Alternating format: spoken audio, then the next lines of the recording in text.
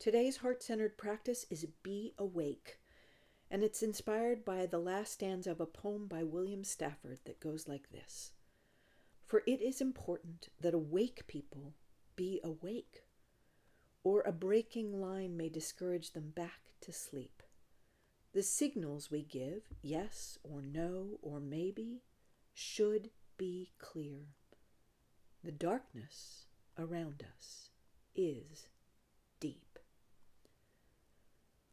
So I've dedicated my adult life to trying to be awake, but lately it's becoming clearer and clearer to me just how much of my life, the life of this awake person, has been spent asleep.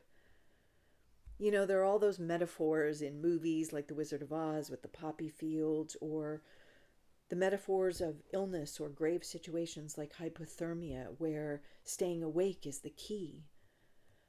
Marianne Williamson says that in the Bible, Adam fell into a deep sleep, and never does it say that he woke up.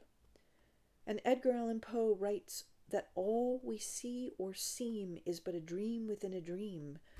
But then, a stanza later, he questions himself.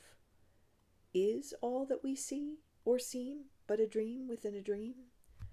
We try to stay awake, and yet we fall back asleep, and then we wonder, were we asleep or were we awake?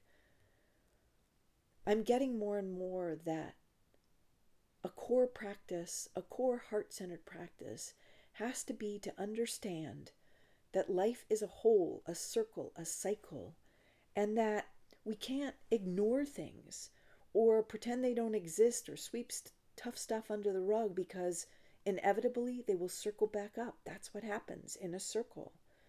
But we also can't beat ourselves up when we fail.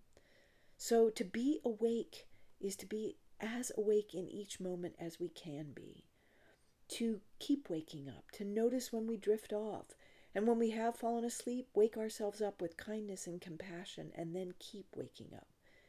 Yeah, the darkness around us right now does seem to be deep, but each time we awaken a bit more, we awaken to the light of love, and that is the love that heals us from the mesmeric lie that love can't heal, that we are doomed to stay asleep, or that our world will never wake up together.